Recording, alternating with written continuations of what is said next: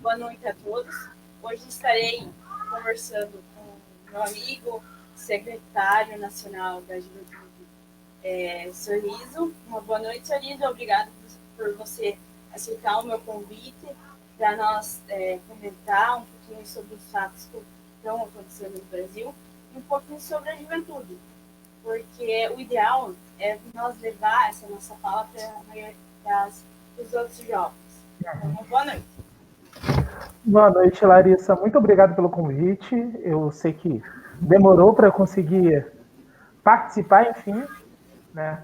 A conjuntura está bastante complicada, mas eu faço questão e estou muito feliz de poder vir aqui conversar contigo, toda a turma aí do interior do Paraná. Então, para nós começar um pouco, acho que o ideal é nós falar um pouco sobre o Dia Internacional da Juventude, que comemoramos agora, dia 12 de agosto. Você poderia falar um pouquinho para nós? Claro, eu estou compartilhando aqui, gente, a publicação para os meus amigos também verem que eu estou ao vivo no Facebook da Larissa. A gente teve agora no dia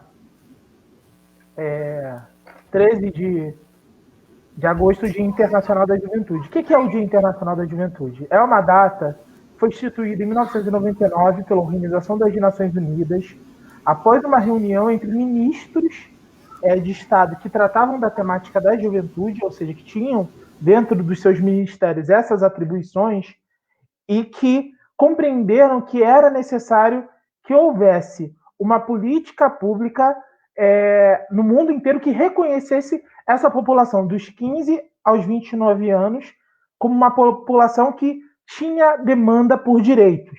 Porque tinha como eu posso falar, um vácuo.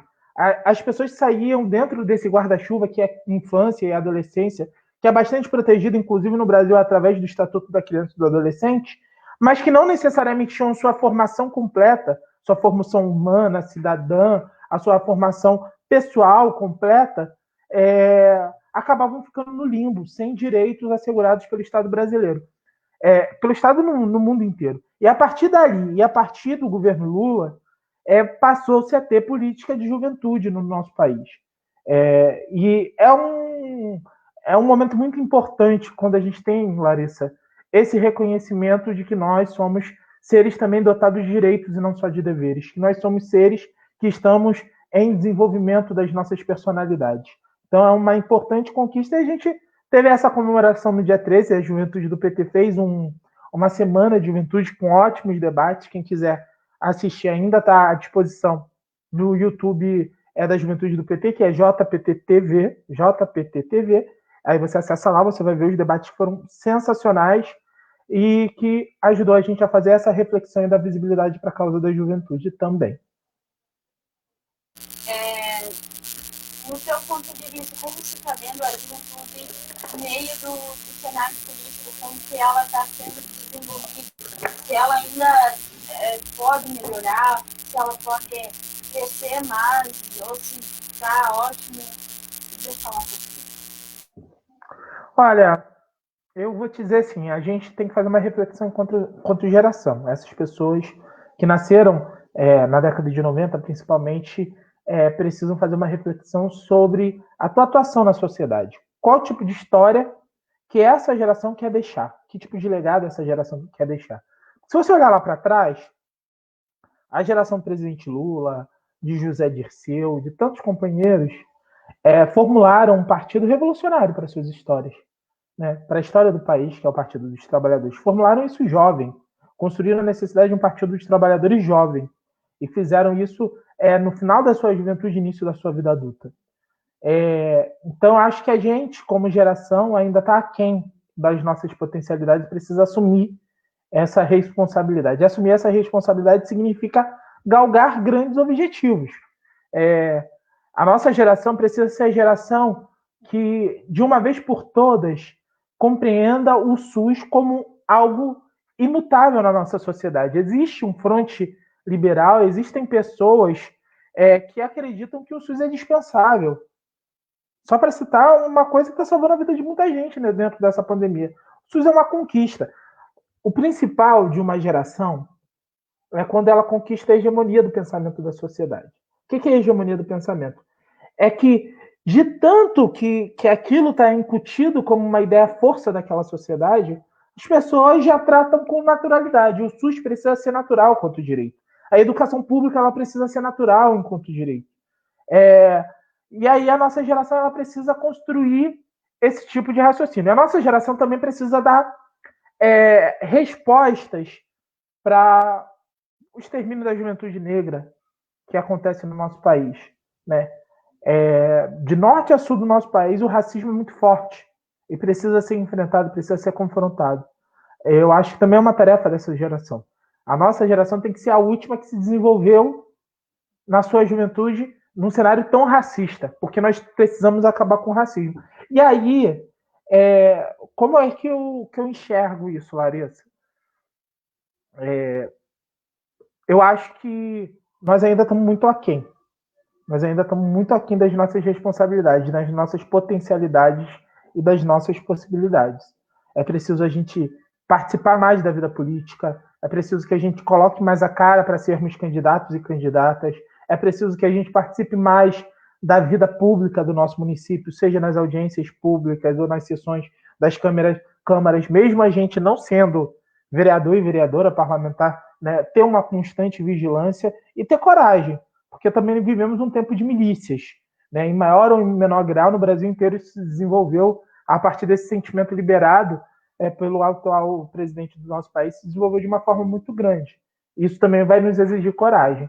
É o momento da gente escolher viver com liberdade ou viver nas amarras dessa violência que nos cerca. Então, nossa geração ela precisa dar esse passo, inclusive para que aqueles e aquelas que vão ocupar os espaços políticos daqui para frente não sejam só os filhos das velhas oligarquias, os filhos dos deputados, os filhos dos prefeitos, os filhos dos vereadores que herdam capital político. Tem que ser gente como você, né? Gente do povo, gente que labuta dia e noite, que tem que assumir os espaços políticos para poder transformar a política no nosso país.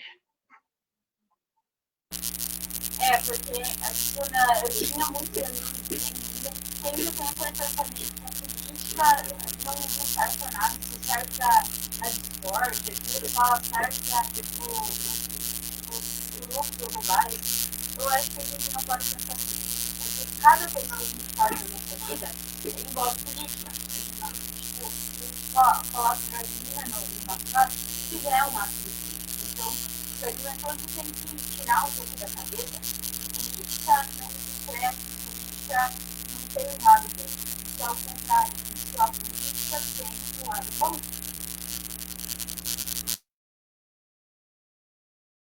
Sim. E quando constroem essa ideia de que a política é algo ruim, de que a política é algo nefasto, de que a política é algo corrupto, o que eles querem, na verdade, é deixar a política para eles, para os poderosos, com aqueles que não se importam, de fato, com a sociedade. Se você se importa com a sociedade, vamos fazer uma reflexão, você não vai querer se envolver em algo sujo. Não é verdade? E aí, se você não quer se envolver em algo sujo, você entende que a política é algo sujo, você acha que você ajuda... Olha que loucura, você ajuda mais a sociedade não participando da política. Como é que surge o conceito de política? É lá na Ágora Ateniense, na Assembleia dos Comuns de Atenas, que as pessoas se reuniam em praça pública para definir os rumos que aquela sociedade ia tomar. Né? O que são os partidos nessa concepção? São grupos de afinidade que se reuniam na Ágora, né, para debater os seus interesses, suas ideias em comum. Então, uma pessoa era a favor da pena de morte, se localizava de um lado da Ágora para defender aqueles interesses. Outra pessoa era a favor de outro tipo de punição, que não a pena de morte, acreditava que a vida era um valor inalienável, se reunia de outro. Uma pessoa era a favor de ir para a guerra, se reunia de um lado. A pessoa achava que a paz ela era mais importante, se reunia de outro. Naturalmente, isso foi se avolumando até ganhar o contorno na Revolução Francesa do que era esquerda do que era direita, né? E porque esses grupos passaram a se reunir cada vez mais nos seus interesses nos cantos diferentes da Ágora, nos cantos diferentes das assembleias, no canto diferente da Câmara.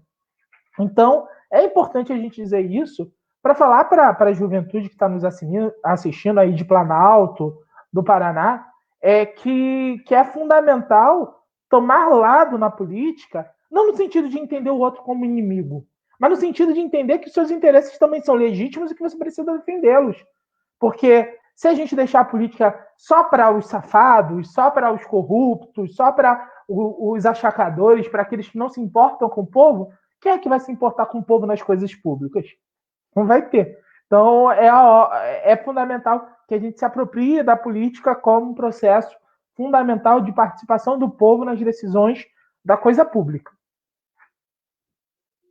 Pois é, muitas das jovens que vocês voltaram pelo discurso que o Bolsonaro fazia sobre arma, que ia liberar. Muitos foram nessa ideia dele que ia ser liberada, muitos eram a favor, muitos com aquele discurso de ódio, sabe? E isso era triste, porque a juventude não passou nem a metade que antigamente passaram, tortura, tudo o que passaram. E muitos pedindo a volta das torturas de volta. Eu acho isso uma ideia muito passada, muito ultrapassada da nossa geração. Eu acho que a nossa geração tinha que se evoluir cada vez mais, para não ter esses pensamentos passados. Sim, sim. Analisando essa ideia da tortura, especialmente, né? Primeiro você imaginar que um outro corpo ele pode ser açoitado, vilipendiado, por motivos quaisquer que sejam, é você assumir que o seu também pode ser. Né? As pessoas precisam ter essa reflexão. A tortura ela é boa no outro? Em mim. Né? E aí ter essa empatia, porque independente do erro, nenhuma tortura é justificável. Porque cada ser humano tem um nível de julgamento sobre o que é certo e o que é errado. Para muita pessoa, um acidente de trânsito, uma dívida de bar, um desentendimento com a mãe, com o pai, com o vizinho, pode ser justificativa para a tortura e você pode estar no centro disso. E se você legitima o discurso da violência, o discurso da tortura, você também legitima a possibilidade da tortura contra você próprio. Ter essa empatia de se colocar no outro não é só uma empatia no sentido de que, poxa, é muito ruim que isso possa acontecer com ele, é entender que isso pode acontecer comigo, se eu não interromper esse ciclo de violência. E aí, esse discurso da arma, primeiro que a arma não deixa ninguém seguro. Né? Na verdade, deixa a sociedade mais insegura. Quantos são, principalmente homens, machistas, maridos, que dizem que tem uma arma para poder defender o seu lar e que, na verdade, utiliza a arma contra a sua própria esposa? Que utiliza a arma numa briga com o vizinho, como a gente estava colocando, numa briga de trânsito. Pelo contrário, quanto mais arma, mais insegura é a nossa sociedade. E, na verdade, são os valentões que querem ter a arma só para se impor pela força. Aquela força que muitas vezes, fisicamente, eles também não teriam condições de galgar. E isso vai, ao contrário de uma cultura que precisa ser desenvolvida no nosso país, que é uma cultura de paz, que é uma cultura, né, de pessoas que, de uma maneira muito, como eu posso dizer, fraterna, igual, entendem o outro como parte de uma sociedade, né? Parte fundamental de uma sociedade. Nós somos fundamentais. Todos nós temos a contribuir nessa sociedade. Então, uma arma que ceifa uma vida é uma arma que tira da sociedade um valor inestimável para ela. Pois é, né?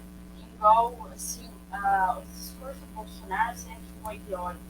E a gente deu para ver na campanha que a Natura fez, que o Dani apareceu, muitos, em vez de. Olha quantas coisas estão acontecendo no nosso Brasil. Nós estamos sendo piada fora do Brasil. E não estão aí, mas estão se portando por uma campanha que fizeram, no Dia dos Pais. Só porque mostra uma pessoa homossexual, assim, podemos dizer assim, E que, meu Deus, é toda forma de amor, carinho. Isso que importa. Não importa se a Tami era homem ou mulher. O importante é que ela está sendo pai de uma criança assumindo responsabilidade. Mas o Bolsonaro, ele tem esse discurso homofóbico, racista. Não sei, é bem diferente falar para você como que é. Eu não, assim, eu me sinto muito triste ver pessoas reagindo com memes, com coisas tristes e que ela às vezes pode sentir alguma coisa. E eles fazem esse tipo de piada. Mas não tem lógica, assim, é triste. Algumas coisas a gente precisa ponderar nessa questão, por exemplo, da Tammy Gretchen. Do Tammy, né? No caso. Perdão. Ele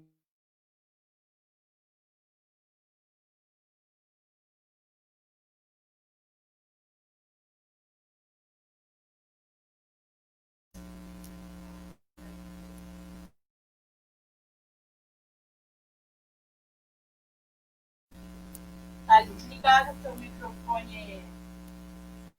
Ai, meu Deus do céu. Você ouviu até que parte? Agora é o seu que está desligado. Mas agora é o seu que está desligado. Isso acontece. E semana passada na live eu fiquei quase da metade da live fora. Porque a minha Meu internet Deus. tinha caído. A gente fica como, né? Mas faz parte. Aí Não, começou então, a falar sobre a o Tânia. então, ele é um cara de direita, apoiou o Bolsonaro, mas que no momento da empatia foi necessário que a empatia viesse de nós, da esquerda. Porque nós compreendemos que, de fato, toda forma de amor vale a pena. É melhor uma família que seja diferente da conceitual, mas que tenha uma criança acolhida, do que uma família heteronormativa que abandona a tua própria criança, que deixa a tua criança na rua. Quantos são os pais que não abortam todos os dias de crianças vivas que não vão ter seus pais? Né? Esses assuntos a gente precisa se debruçar com tranquilidade. Agora, olhando para a questão dos bolsonaristas, especialmente, dessa turma da direita, enfim, primeiro que a gente precisa ter paciência para fazer o debate com essas pessoas. Eu não acredito que a gente tenha 30% de fascistas no nosso país. Que essas pessoas que apoiam o Bolsonaro, elas têm desprezo pela vida humana, pelo outro, pelo diferente. Eu não acredito.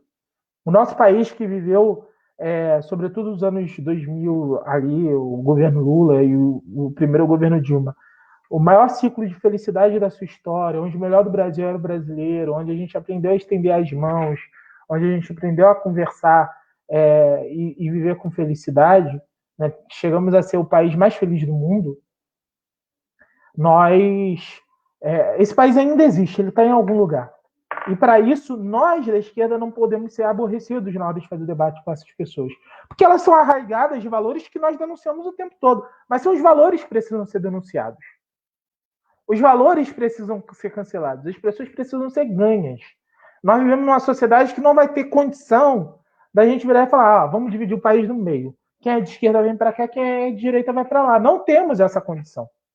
Se nós não temos essa condição, nós precisamos disputar as pessoas. E como eu falei no início, construir a hegemonia cultural, hegemonia no pensamento, hegemonia no coração. De as pessoas compreenderem como normal ter um relacionamento em uma pessoa trans e uma mulher, e esse relacionamento ser válido, porque esse relacionamento ele é legítimo pelo amor.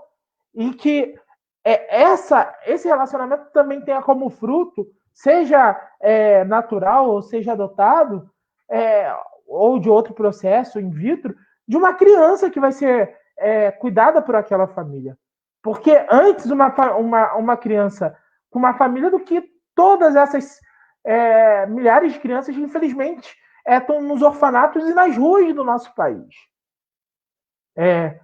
A gente conseguir primeiro ter o coração quente, a cabeça fria e o coração quente. Ter calma, ter tranquilidade, né, conversar, saber o momento em que às vezes é melhor não forçar a barra, mas Isso é fundamental para se a gente quiser virar o jogo. Construir maioria exige reflexão, paciência para construir maioria. É isso. Pois é, né? Tipo, a gente mostra um pouco de conhecimento e depois a gente vê que a gente também erra e a gente tem que admitir quando a gente errou e pedir desculpa porque a gente tem a cara limpa, a gente quer fazer uma política limpa, não quer fazer uma política suja. Mas o problema é assim, que muitos concordam, falam, votaram no Bolsonaro, mas não são tão hipócritas, falam, ofendem, mas tem a maioria, como podemos dizer assim, que eles ofendem. E quando ofendem de verdade. E a gente tenta ser mais tolerante que pode. Mas é bem complicado.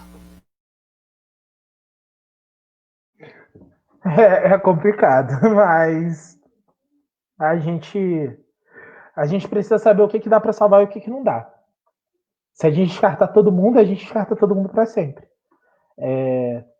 Tem pessoas que são mau caráter, tem pessoas que são aquilo mesmo, que não estão abertas ao convencimento, que acham legítimo tortura, que acham legítimo assassinato, que acham legítimo milícia, que tem bandido de estimação, né? Ah, não. O traficante preto, pobre, do varejo, aquele que está na favela, isso aí é assassinável. Agora, aquele que colarinho branco, aquele que é miliciano, aquele que é da ideologia de extrema-direita, isso não é. Não, bandido é bandido. Já passa por isso. Então, tem uma história muito interessante que é do Flávio Bolsonaro, quando ele foi defender no Batalhão Especial Prisional, que é um batalhão onde os PMs corruptos ficam presos aqui no Rio de Janeiro. E uma juíza foi lá para fazer uma diligência e ela foi agredida pelos detentos. E o Flávio Bolsonaro deu razão para os detentos, porque ali todos, a maioria estava aguardando o trânsito em julgado, não tinham sido condenados, só que, tipo assim, se ele for em Benfica, no presídio Ari Franco, em Água Santa, em outros presídios aqui do Rio de Janeiro, ele vai ter as pessoas da mesma situação, homens e mulheres que não tiveram sua sentença transitada em julgado e que estão aguardando julgamento, que, portanto, não deveriam ser tratados, como ele coloca, como bandido. Então, o que justifica que se trate essas pessoas desses presídios como bandidos e no batalhão especial prisional da Polícia Militar você não trate as pessoas como bandido, porque elas foram policiais, né? Então, não dá para ter bandido de estimação. Voltando nesse assunto que você aborda, a gente precisa ter esse nível de conversa com as pessoas, fazer esse tipo de comparação, entendeu? Bom, nesse caso foi desse jeito. Por que no caso do Queiroz tem que ser diferente? Por que no caso do Flávio Bolsonaro tem que ser diferente? Né? E aí joga limpo. Quando você está com a razão, você não precisa perder a cabeça, né? E é ter sabedoria. A esquerda ela precisa ter sabedoria para se posicionar. Pois é assim, aí eu já entrei nesse assunto. Eu acho que algumas pessoas têm ódio do PT, foi esse ódio que fez eleger o Bolsonaro.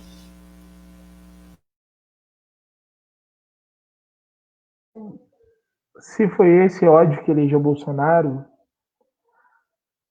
eu acho que, assim, não acredito que todas as pessoas que votaram no Bolsonaro têm ódio.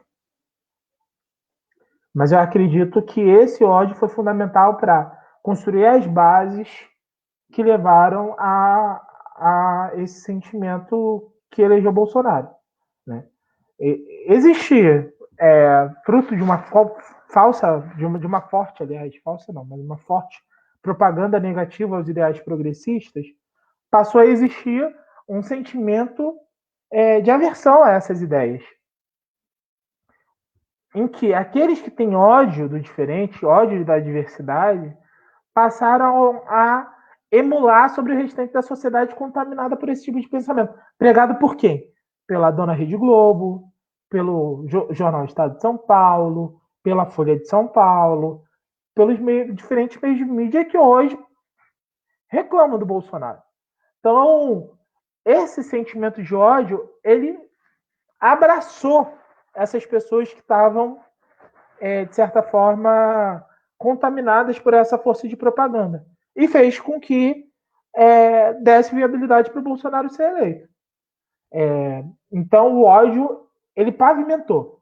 Mas o caminho em si foi seguido por pessoas contaminadas por uma propaganda negativa, falsa, mentirosa, que inclusive levou ao impeachment da presidenta Dilma num processo golpista, que levou à prisão do presidente Lula num processo que não tem nenhum tipo de materialidade, nenhum tipo de prova contra o presidente Lula, e fez com que essa conjuntura desse conta de... Como é que eu posso dizer? Essa conjuntura desse conta desse resultado ser alcançado. Pois é, não podemos esquecer que a Globo, o Sérgio Moro, foram os principais para eleger o Bolsonaro. E agora o que fez? O Sérgio Moro fez aquela campanha, armou, acho que um monte de coisa, um monte de prova para incriminar o Lula, e sabemos que o Lula é inocente, e o Moro fez aquilo. Agora, o Bolsonaro meio que excluiu ele desistiu, caiu fora, e aí ele foi o principal. Então, dizer que nesse momento não é que a Globo é nossa amiga. A Globo não é nossa amiga e nunca foi. E se agora está prejudicando o Bolsonaro, é porque o Bolsonaro é contra a Globo agora, nesse momento. Então podemos dizer, temos que lutar contra o...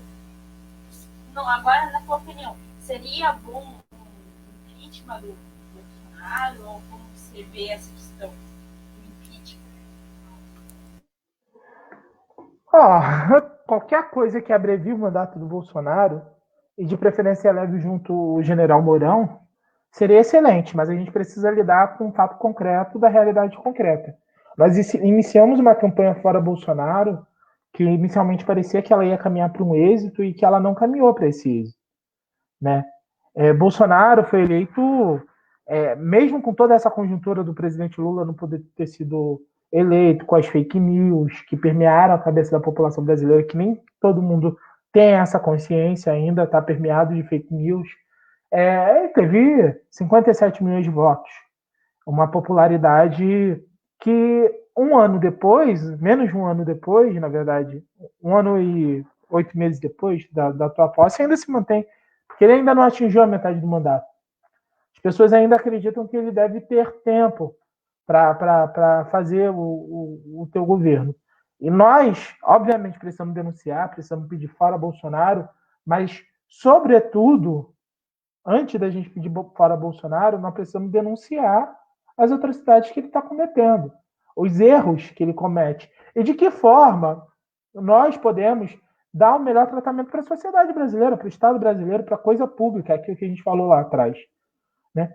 O que é democracia? Democracia, ela não é a ditadura da maioria, como Bolsonaro prega.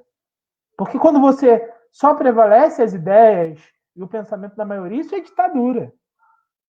Nenhuma ditadura no mundo se instalou tendo minoria. Então toda ditadura é uma ditadura de maioria.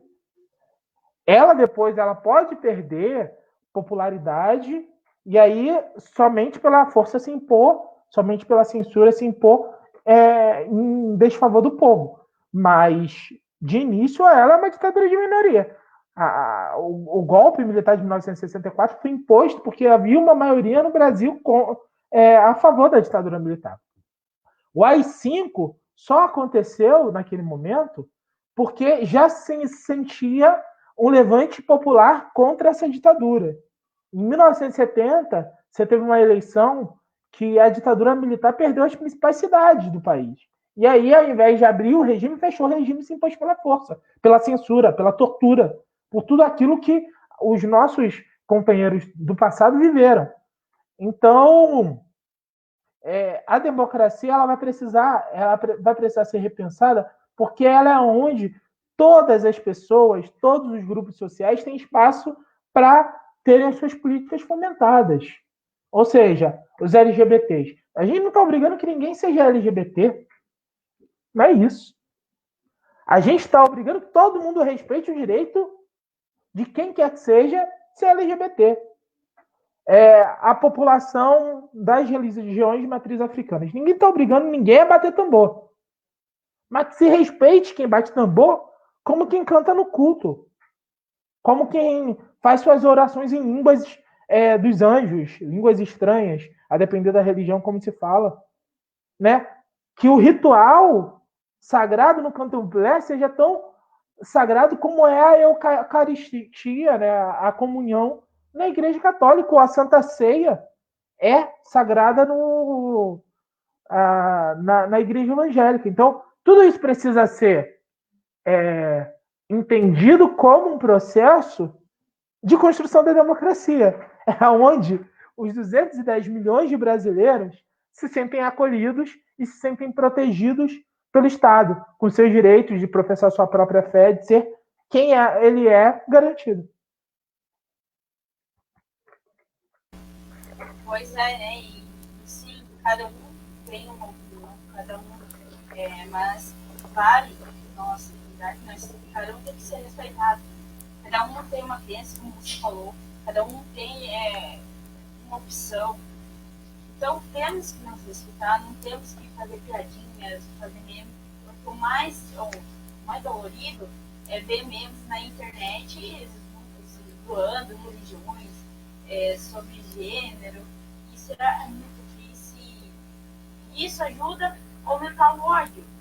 A pessoa é daquele jeito, a gente não pode tentar mudar, a gente não pode julgar, apontar o dedo para essa pessoa.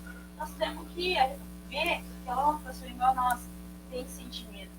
E se a gente fere com alguma coisa que o pessoal fala para nós, aquela pessoa também está ferindo muito assim, o modo que o pessoal enxerga ela. Então, acho que é isso. E sobre a pandemia, já passamos de 100 mil mortes sobre a coronavírus. Isso é um número bem alto. A gente está... Eu estou até aqui pesquisando, a gente está vivendo um momento muito controverso, muito difícil, né, desse momento. Né? Eu acho que a gente já se aproxima, coloquei aqui mortes de Covid no Brasil, 110 mil mortes, praticamente. 109.888 mortes. Só para a gente ter uma noção, são praticamente 2 Maracanãs cheios, quase lotados, de gente que morreu, de gente que perdeu sua vida,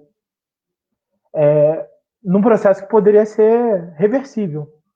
Infelizmente, o governo que está aí não permitiu que os pobres, especialmente, cumprissem a quarentena. Pelo contrário, né? Primeiro eles eram contra os R$600, eles eram a favor de R$200. Depois, derrotados na Câmara, tentaram assumir e buscam assumir os R$600 como medida deles, que é uma mentira, e agem com propaganda dessa forma, enganando o povo brasileiro. Mas ao mesmo tempo em que se teve esses R$600, se incentivou a população a ir para a rua. Ou seja, nós temos visto trabalhadores e trabalhadoras pobres que têm que continuar indo para os seus empregos, continuar pegando transporte público, que são, nesse momento, as principais vítimas. Várias pesquisas, eu não tenho os dados dela agora, mas demonstram que o percentual de pessoas pobres, pretas, das periferias, que morrem é muito superior às pessoas ricas, né? Que morrem. Então, e eu não estou falando de números absolutos, porque de fato a gente tem menos pessoas ricas do que pessoas pobres. Eu estou falando de percentual, né? De cada 100 ricos, morre menos ricos do que de cada 100 pobres morre de pobre, que morre muito mais pobre. Então, isso é fruto de uma política que a gente pode chamar de eugenista, que é uma política de limpeza a partir de uma política de morte. Né? Então, infelizmente, vamos parar para pensar aqui o quanto essa essas mortes contribuíram na tal da reforma da Previdência que o Guedes e o Bolsonaro defendiam, né? Nas economias, quantos foram os idosos, né, que morreram? Supondo que foram 50% de idosos aqui que morreram, nós estamos falando de 55 mil pessoas que não vão receber mais a sua aposentadoria mensal. E isso é a tal da economia, é uma economia da morte, né? E que a gente não acredita nesse tipo de coisa. Por isso que a gente fala o seguinte, olha, a economia ela só faz sentido se as pessoas estiverem vivas. Se as pessoas estiverem vivas. Né? Não se faz economia com morto. Não se faz economia com morto. A gente não interessa promover um aumento de agências funerárias no nosso país. Não é essa economia que nos interessa. Nos interessa a economia do turismo, a economia do emprego, a economia da alimentação. Essa economia nos interessa, da cultura, do entretenimento. Essa economia nos interessa. E essa economia, ela só vai fazer sentido se as pessoas estiverem vivas. Então era o momento da gente preservar a economia, buscando preservar os empregos, mas para manter as pessoas em casa. E a gente não, infelizmente, não tem feito isso. E vamos perseguir, assim, vamos perseguir esses objetivos. Eu estou propondo à juventude do PT, a gente deve ter novidades nas próximas semanas, um forte debate sobre o papel do SUS. Não nessa pandemia. Porque a pandemia ela vai acabar, mais cedo ou mais tarde ela acaba. Depois que a pandemia acabar, a gente vai ter novamente um normal. Não acredito em novo normal. Acho que a gente vai ter um normal. Né? As pessoas andando sem máscara, as pessoas se abraçando, as pessoas indo para balada, as pessoas se beijando. Pelo amor de Deus, imagina você não poder beijar alguém na balada. Não, esse novo normal eu não quero. Tá ligado? Não dá, tô solteira, essa coisa toda. Vamos, mas brincadeiras à parte, quando você pensa, né, depois nesse normal, né, nesse retorno à normalidade, as pessoas vão continuar tratando o SUS como motivo de piada. Ah, eu vou para a fila do SUS, ao invés de defender o SUS, defender que tem a melhor qualidade, vão continuar crucificando o SUS. Salvou tantas vidas agora, porque se incutiu nesse senso comum da nossa sociedade que o SUS é uma coisa ruim. Não, o SUS é uma coisa maravilhosa. Tem 2 sistemas públicos de saúde no mundo que são tão universais e eficientes. É o NHS da Grã-Bretanha, do Reino Unido, e o SUS. Só que o NHS ele atende 50 milhões de pessoas, o SUS atende 210 milhões de pessoas. Qualquer brasileiro tem direito ao acesso ao SUS. Entendeu? Enquanto as pessoas saem das UTIs, dos ambulatórios nos Estados Unidos com dívidas de centenas de milhares de dólares, as pessoas saem daqui vivas sem ter que pagar um centavo, porque existe esse sistema único de saúde no nosso país. Então, esse é um debate profundo que nós vamos ter que fazer. O debate sobre a coisa pública passa pelo debate da defesa do SUS, passa pelo debate da defesa da educação pública, a partir do fato de que foram as universidades públicas, estão sendo as universidades públicas, é a Fiocruz que está fazendo as grandes pesquisas que podem salvar e que estão salvando vidas, né, do nosso povo. Não é a Estácio, não é a Anhanguera, não é a Uninasal, é a UFRJ, é a Unicinos, é a UFPR, é a USP, a Universidade de São Paulo, é a Fiocruz, que é pública, não é a Pfizer. A Pfizer está fazendo negócio com a vida das pessoas, vendendo todo o seu estoque para o governo norte-americano, das próximas vacinas feitas daqui a um ano. Entendeu? Vendendo pelo maior preço para garantir que a população dos Estados Unidos tenha acesso à vacina, enquanto a nossa, no terceiro mundo, nos países subdesenvolvidos e em desenvolvimento, vão ter que esperar muito tempo, porque alguém teve muito mais capital para colocar o direito à vida na mão dessas pessoas. E aí a gente não é a favor dessa sociedade. É por isso que a gente olha assim para Bolsonaro e vê ele puxando o saco do Trump, né? A gente pensa que ridículo, né? É hora de para valorizar o verde e amarelo, você não pode valorizar a bandeira norte-americana. Tem que valorizar, de fato, a bandeira, mais do que a bandeira, o povo brasileiro. É isso que você falou. Porque o Bolsonaro é saco do Trump, a palavra. Mas ele lança o Trump, e o Trump meio que tira a sarro dele. Isso fica clássico para nós, brasileiros. Porque nós temos que defender a nossa bandeira verde e amarela, e temos que não ficar dependendo dos Estados Unidos. Nós temos que conseguir no nosso país, não ficar. E antes de a gente ensinar nessa live, que eu gostei muito, queria convidar todos para uma formação política que acontece toda segunda-feira, a partir das 7h, 7h30, por aí, acontece a nossa formação política, e que nós estamos numa etapa próxima, vai ser o N, que vai ser dia 24 agora. Queria convidar todos para participar.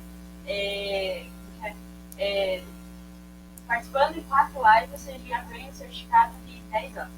E participando de mais encontros, você ganha o certificado com 40 horas. Então, acho que fica um convite para vocês.